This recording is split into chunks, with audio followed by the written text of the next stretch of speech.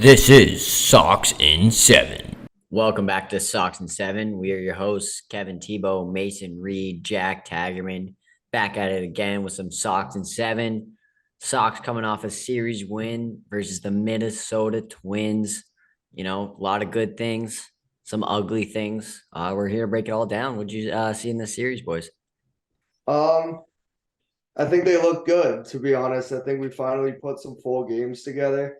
Um, I think it was actually like every dude that we kind of like got on last pod kind of came out and performed a little bit.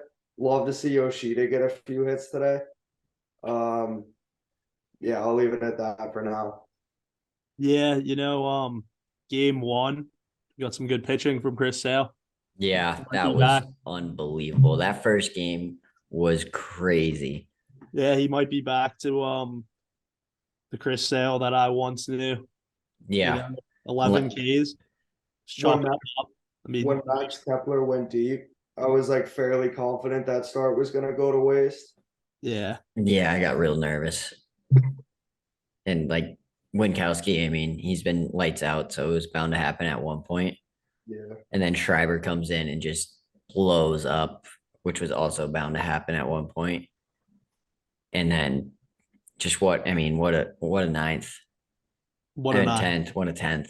My favorite pervert, bro. Yeah, dude. My favorite pervert. Easily my favorite, bro.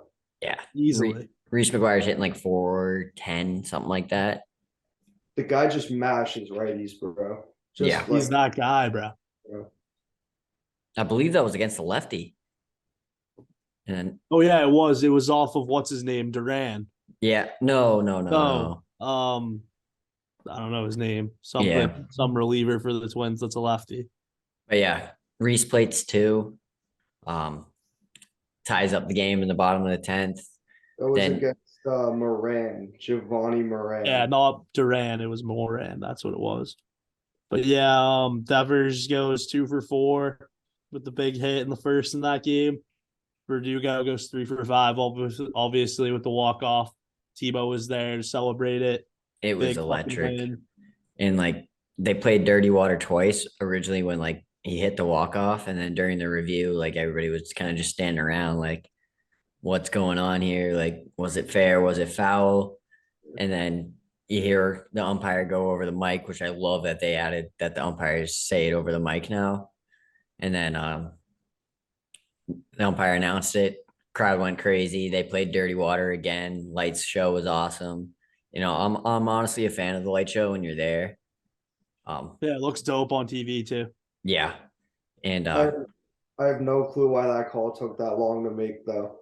yeah, Just, I mean, the ball was like 5 feet fair when you watched it on the replay. Like, I don't know, kind of ruined their celebration a little bit, but I mean, it's all right. They'll get over yeah, it. the anticipation was fun. Yeah. Kenley, I got to see Kenley. That was awesome. I just wish I think they should do the light show during Kenley's walk-in, I like that idea a lot. because Kenley's walking into Champions by Annalie Chapa, absolute slapper, bro. And he just comes in and it's dicing, bro. It's dicing season. Yeah, Chris it's Sale, 11 Ks, Mm. pitched amazing. Just a great day at the ballpark. Yeah, big fucking win. Game one of the series. That's the Red Sox come from behind win that you're accustomed to seeing over the years. Like especially when you go down 2 in the 10th and maybe it's all over, but like it just wasn't. Like the boys had something to say in the bottom of the 10th. Yeah, and I think we've noticed that with this team this year is that they do a lot of fighting back, something that we didn't see last year. So it's nice to see that, you can go down 4, 5 runs sometimes and you feel like you still have a chance in this game. Just nice to see, because last year they scored 3 runs. We felt you can turn this game off, nothing's happening. Yeah. No, I said this to you guys earlier this week. I thought for sure they were gonna roll Duran back out and we were just gonna lose that game. I mean, in hindsight, like I know it's kind of a rule of thumb, you just let your guy get the 1 inning, but I mean, I don't know. Yeah, I mean, we weren't touching Duran. It's like, yeah, I mean, nobody even really sniffed Duran in the inning that he threw. Yeah, he was absolutely pumping, dude. I'd like to see what his pitch count was. But yeah, seeing him just pump 102-mile-per-hour fastballs by everybody, I was just like, oh yeah, there's no way we're winning this game. He threw 19 pitches. So I mean, but I guess, you're not facing the top of the order. You got you scored what? You scored two. I mean, you got to think you can throw just about any dude out there and he's going to win you the game, but Yeah. I mean, yeah, exactly. Game 2. Game 2. Fucking Corey Kluber gets absolutely like shelled. Yeah. Gives up a lot of runs. We're down 7-0 in the top of the third. I mean, I'm not doing the Rich Hill thing again. Like, just DFA him now. I'm sick of it. And then, I mean, I don't want to get too far ahead of ourselves, but when you have Tanner Houck going 3-0 and you want to move him to the bullpen and he's been your best starter. Why would you move him to the bullpen? He's been dicing every week. I'm seeing some Kluber to the bullpen talk, bro. I don't even want to see him there. Brazier's pitched better. Ort's pitched better. I mean, I don't know. Brazier's kind of got touched up when you kind of look at it. Yes, but not as bad as Kluber has, but not as bad as Kluber has. And like, you've seen some good things from Brazier. You've seen some bad things from Brazier. That's what you're going to get with Ryan Brazier. Corey Kluber this year, he's been bad every single game, minus 2 innings. Yeah, he's 37 years old. Team's 0-4 when he pitches. It's giving up a bomb every pit. It's hard to imagine they're going to win a game that he pitches, that he starts in. So, like, you might as well just not even roll him back out there. Yeah. And then, that game, it was nice that it was a blowout at that point because it gives the bullpen a rest after the long day they had on that Tuesday night. And so you just pitch Brazier and Ort. So get away with it there. Yeah, shitty game. On to game 3, though. Yeah, I say we just move on to game 3. Just dice fest from Tanner Houck. Yeah, he looked really, really good. First, him and Whitlock are the only ones to go into the 7th as starters. Bats were just alive early. We fucking answer the Twins, putting up 7 in the first 3 with 7 in the first 3 ourselves. I know you're gonna want to touch on this, Tebow. Duran hitting the ball really well since he came up. He had a big knock today to extend the lead. Verdugo obviously leaves to lead off the game. Devers knocks him right in. The bats were just alive right off the bat against Kenta Maeda. Yeah. Then Emilio Pagan comes in, 8 hits, 6 earned, and 1 2/3. So pretty easy win if you ask me. Yeah, we just raked early, and then Tanner just went out there with confidence and just absolutely just did his thing. And Duran has looked good. I used to be a big Duran fan, not the biggest fan anymore. He's starting to win me back. I mean, he's looked better in center. Still doesn't look awesome in center, but he looks better. And obviously he's been raking at the plate since he's been up. How long will that last? Time will tell. But at the same time, you lose another righty bat with Arroyo going down. I mean, he hasn't been doing much. You need another righty bat, whoever it's going to be. Got to figure it out soon. Yeah, don't look now, but PK 3 for 5 today. Quickly back to 229, which, I mean, PK's, you expect better than 229, but it's super early, and he was like 75 like last week. So, I mean, the guy's scorching hot right now. He's seeing the ball well. And that's what you're going to get with Kike Hernandez. You're going to get him scorching hot, and he's just going to rake, and then he's going to go on these 0 for 36s where he just looks horrible. Every single player in the starting lineup with a hit today. Only guy without one was Ref Snyder 0 for 1. But yeah, Yu Chang with a tank. Yu Chang, he's coming for that Asian sensation title. Really is. Like, I don't know if I'm ready to say it. I might have been earlier, but I mean, it's getting close. It's getting close. Yu Chang is batting 100, so I mean, I don't know if I could give it to him yet. But I mean, Yoshida's not much better. Yeah, I mean, Yoshida's definitely third on that list. And Ref Snyder's 200. So I mean, average wise, it's still Ref Snyder. Yeah, I mean, and then you've gotten good defense from Russ Snyder in center. Yeah.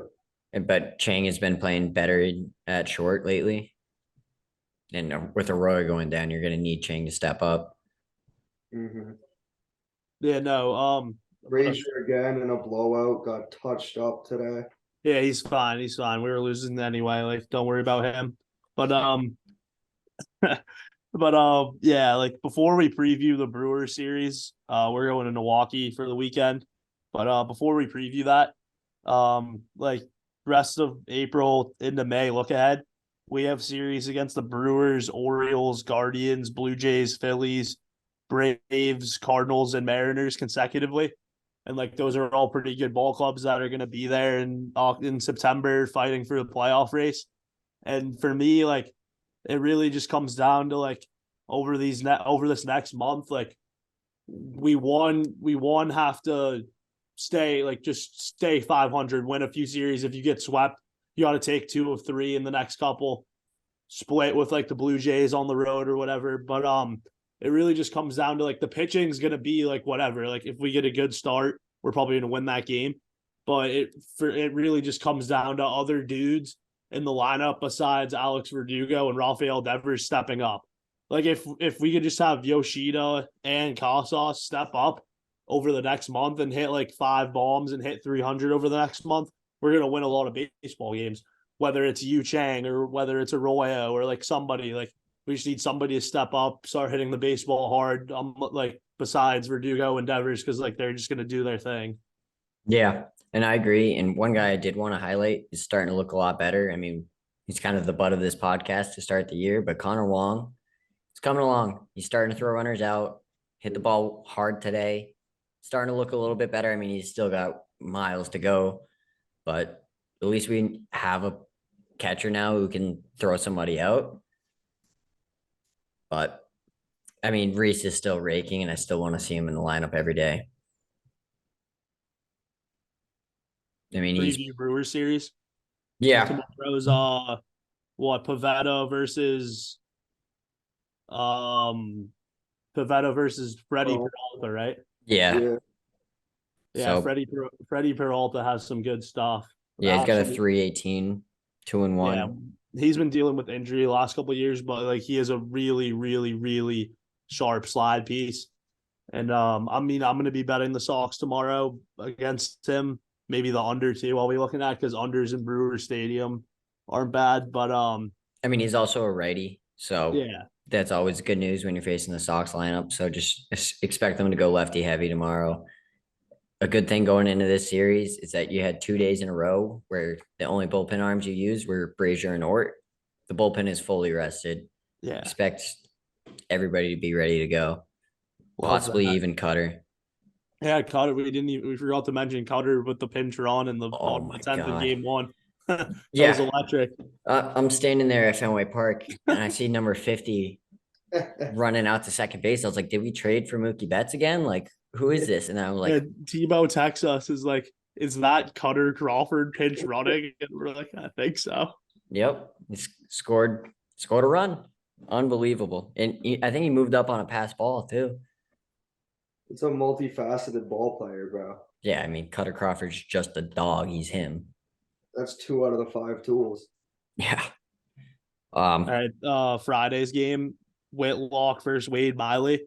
I'm definitely going to be looking to take the under here again in Brewers Ballpark. Whitlock coming off 7 innings, 3 hits, 1 earned, 5 Ks, his best start of the year. And Wade Miley's coming off his best start of the year too. 7 innings, 4 hits, no earned, 8 Ks. So 2 pitchers throwing it well on Friday. I think Wade Miley's due for a blow up. He's way too old to be dicing he's an old like this. Head, but the Brewers in the NL are the same thing as the Guardians in the AL, in my opinion. Like it's just an absolute pitcher factory. Like they can bring guys in and just like make them like better pitchers. I don't know what they have like on their coaching staff that's able to do that, but both of those teams are just absolute pitcher factories, just like revive pitchers that were dead. Yeah, one guy I would look out for in the series is Willie Adames, former Ray. For some reason, all the Rays players just go off against the Red Sox. So watch out for Willie Adames to leave. Yeah, he's a baller. Brewers are a hot ball club right now, 14-5 on the year, playing some really good ball. But we're gonna want to get wins. We're gonna want to at least split the first two games, hopefully win them both, because Sunday is looking really scary. Going up against my guy Corbin Burns. I'm not too worried about it. I think That's Bayo has a big comeback game. I mean, he's going to be in a dome. Watch out. I don't know. I'd suggest everybody find something better to watch that day. Yeah, me too. I mean, I probably won't be Corbin hasn't tuned been in. pitching. Corbin hasn't been pitching that well either. He's still Corbin Burns, bro. He's He like has really good stuff. probably due for a good start. I mean, he did Yeah, go that's a good point. 3 hits, 8 Ks, no earned against the D-backs the other day, but it's besides the point. I mean, Brian Bayo's got to show me something, dude. I'm not in on him until he shows me something. Like, guy, I feel like, dude just doesn't throw many strikes, and then like when he does, he just gets touched up in like really bad ways. But like, I don't don't think know. you. You can't even count that first game of the year, bro. It was pouring rain out. Yeah, he's young. He has potential, but like you got to show me something, dude. I mean, 2-8 last year, 5 ERA, pitched a little bit better on the stretch, but like, Yeah, I mean, but his FIP was also like 3.2. He was the most unlucky pitcher in baseball, I believe. yeah, he did give up a lot of dribblers up the middle. Yeah. So I mean, I think Bayo's a good pitcher. I think he's gonna come out and prove it on that what's that Sunday? Yeah, I mean, I wouldn't be surprised to see the Brewers laying a lot of juice in that game. Like that could creep up to like 250 or something. Like the Who Sox knows? will be bettable, but I mean, we're on a we happy won't flight watch right it. now. We're on a Yeah. happy flight. The boys got some juice. Yeah, that is true. I feel like they're playing good ball right now. Anything could happen, but I'm gonna, go with what we thought last time, and I'm gonna use my brain where we were like, oh, we're going into Tampa Bay. We felt a little optimistic. I'm only gonna say that we win that first game. Let's win one of these games. Yeah. Let's not get swept by the Brewers team. Yeah. Because we got the Orioles next, so let's win one of these games. Hopefully tomorrow. Start it off good. Free roll rest of the series. Exactly. Win tomorrow. You only got to win one more. Yeah, I agree. We're going into closing thoughts. Sounds like a plan. My closing thought, I just took a look. We all knew this was gonna happen. The Sox are 10-10 and 6.5 games back of first and in last place in the division, dude. It's just like this division's just gonna be a dogfight the whole season, bro. I like It's a gauntlet. 10-10 gets you in a tie or sole possession of second place in 4 out of 6 divisions in baseball right now. It's just like every single team in the AL East is looking to be playing meaningful baseball in late September. So I The mean, problem. at some point you got to start. I know we always hope for these splits against good teams, but you got to start beating up on the bottom of the league. And I mean, I just don't know if we have the rotation to confidently go in and take 3, like without having to grind out at least a couple of them. I mean, that's fair, I but I think- feel like we have been beating up on the bad teams. I mean, the Pirates have been playing good ball. I Like, was I gonna wouldn't say even- like that Pirates series. I mean, early on, the Pirates were looking to be like one of the worst teams in baseball, but it looks like they're gonna have a decent year this year. Yeah, I mean, like, and then you if we sweep the go- Tigers. If we go 85 and 77 or whatever it is, the math on that, if we win 85, 86, 87 games this season and don't make the playoffs because the Blue Jays, Rays, and Yankees all win 95 games, like there's not a lot you can do in that at that point. Like they're just a lot more talented, and like there's just like not like I'd say like if we come in 4th with 86 wins this year, like that's like that's like almost a win. Like we're not rebuilding. We're just like be just like, I don't know. If we're in the race though, when Story and Duvall come back, it'd be nice to see Heim be aggressive at the deadline, because there will be teams selling out like the Royals and the A's in the bottom of the league. Like it'd be nice to get a righty bat or something, but I mean, you never know. Those teams above us are just going to win a lot of games. It looks like Shohei's going to be available at the deadline. So, I mean, I don't think we have the capital to trade for Shohei unless we traded Meyer, maybe. Yeah. I mean, I don't know. It's also a tall ask, I guess, for a lot of teams to put a bunch of capital into Shohei without getting a new deal done. Definitely. Know what I mean? So I feel like any team that's going to be trading a bunch of farm guys or a bunch of like solid major league guys is Right. going to need to be able to like know they can lock them up long term before Yeah, they. you might as well just like not give away all those pieces and just sign him in the offseason. Like, I don't know. We'll see what comes of that because like he's the best player in the world. But Yep. Reed, you got any closing thoughts? I mean, tough stretch coming up. Got to just like win some ball games. Just try to win some ball games. It's really all it comes down to. Yeah, I think you just got to get to June. My closing thoughts are, RIP the Oakland Athletics. Gonna be moving to Yeah, they're a really bad baseball team. They're gonna be They moving to are. Vegas. So I wonder if they'll change their name. If you guys think they are gonna change their name, drop it in the comments what you think their name should be. They But could have a pretty dope rebrand, Yeah. especially like a baseball team, bro. Like you could rebrand a nasty team, especially in Vegas. But like the Yeah. A's are like a classic team, and like it sucks to see them go. I mean, maybe you just call them the Oakland Aces or the Las Vegas Aces. Wow, that's actually a fire name. They could have dope jerseys too, like Yeah. nasty logo and shit. Your It'd be jersey's dope. just pocket aces, bro. Yeah. Yeah. That would be pretty sweet. All right. Well, I think that's gonna do it here for Sox in 7. Let's just hope we take one against this Brewers team. But I think we could put up a fight against them. But we'll see. I mean, we're a happy flight. So that'll do it for us here. We will see you on Sunday night.